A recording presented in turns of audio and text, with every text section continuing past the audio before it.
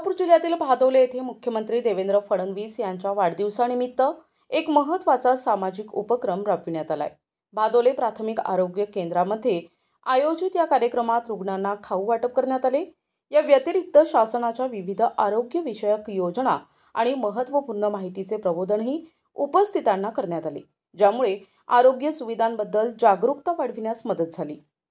या कार्यक्रमादरम्यान आरोग्य अधिकारी डॉक्टर अनिकेत खराडे यांनी उपस्थितांना शासनाच्या आरोग्य विषयक योजनांची सविस्तर माहिती दिली।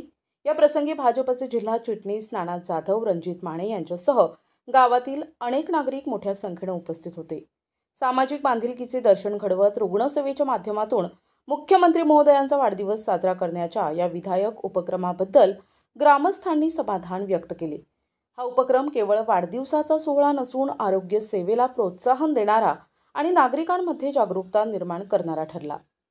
देवेंद्रजी फडणवीस साहेब यांचा आज बर्थडे आणि या वाढदिवसाच्या निमित्त एक सामाजिक बांधिलकीचा भाग म्हणून एक थोडा खाऊ वाटप करण्यासाठी आपले रिपोर्टर नानासो जाधव सर, बरोबर ना, नानासो जाधव सर इथे आलेले।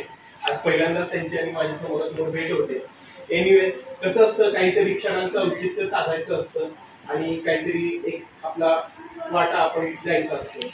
तर मग काय, आता शेवटी आपण सगळेजण एका ठिकाणी, तुम्ही रोज येता बऱ्यापैकी, बरेच जण तर जवळपास एक आठवड्यातून वगैरे येत असतात, पण पेशंट आपली ओपीडी एवढी असते की आपल्याला तुमच्यासोबत बोलायला जास्त तेवढा वेळ भेटत नाही। जेवढं तुमच्या आजारासंदर्भात असेल तेवढं बोलणं पण रिकामे होतं, गोळ्या घेऊन तुम्ही जाता।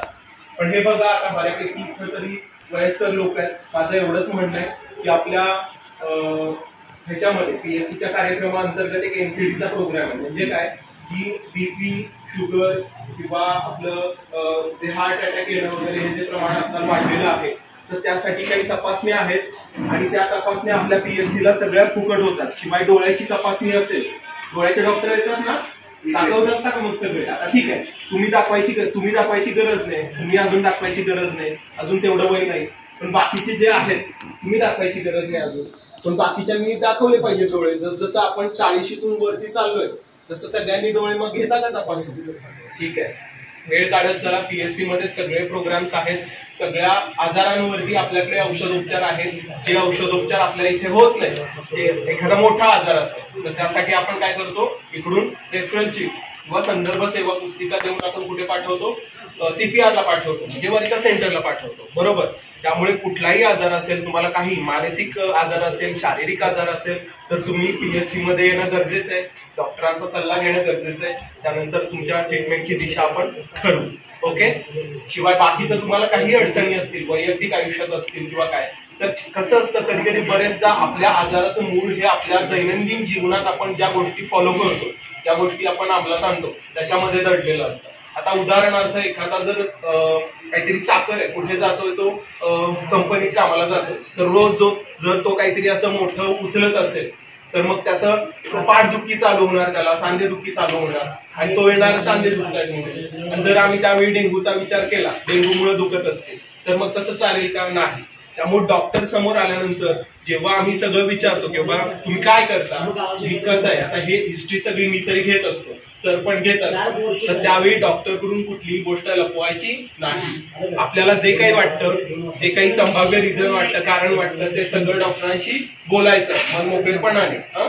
शिवाय अजून आपण आता येत्या काळात, पीएससीचं सध्या काम चालू होईल, पण येत्या काळात आपण शाळेच्या ठिकाणी जर पीएससी शिफ्ट होणार आहे, तर तेव्हा सगळ्यांसाठी आरोग्य विषयक मार्गदर्शन करणारे सत्र आपण आयोजित करणारच आहोत।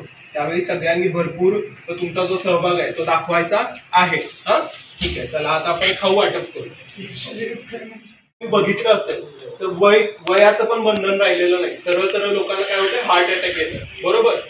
तर मग काय, जरा जरी थोडं आपल्या छातीत थोडस असं जड वाटायला लागलं किंवा असं हृदयाचे ठोके वाटतात असं वाटायला लागलं किंवा घाबरल्यासारखं होतं असं वाटायला लागलं किंवा काहीतरी एक बधीर झाल्यासारखं व्हायला जरी लागलं, तरी त्याचा थेट जो काही आहे संबंध तो हृदयाशी असू शकतो, ओके। हृदयाशी संबंधित काही आजार असू शकतो। मग त्यासाठी आपण काय करतो, ईसीजी ऐकलंय कधी, छातीची अशी पट्टी काढतात, तर त्या छातीच्या पट्टीची सेवा देखील आपल्या पीएचसी मध्ये आहे। तर ते सांगायला कमी पडायचं नाही। आता मोफत आहे, जर समोर तुम्ही आलात आणि बोललाच नाही की छातीत दुखते, तर मग तुम्ही, आणि आपल्याला सवय असते अंगावर काढायचं, काय होतंय त्याला एवढं असं नाही, अजिबात हलगर्जीपणा करायचा नाही. जेव्हा थोडंफार काय होतंय लगेच तिथं सांगायचं, छातीत थोडं दुखतंय सांगायचं, लगेच आपल्या इकडे ECG करून घेतला जातो. पूर्णपणे मोफत सेवा आहे आणि सगळ्या सेवा ज्या आपल्याकडच्या आहेत त्या मोफत आहेत. कुठल्याच सेवेला आपल्याकडे पैसे नाहीत. उलट तुम्ही मूलबंदीचं वगैरे ऑपरेशन केलं तर आपल्याकडून पैसे आहेत सरकारकडून. त्यामुळे आपल्याकडे कुठल्याही सेवेला पैसे नाहीयेत, सगळ्या मोफत सेवा आहेत. फक्त तुमच्याकडून तुमच्या आरोग्याच्या तक्रारी मांडायला तुम्ही कमी पडू नका. आलं लक्षात? ठीक आहे, चालेल. प्रतिनिधी किशोर जासूद, NTV न्यूज मराठी, कोल्हापूर.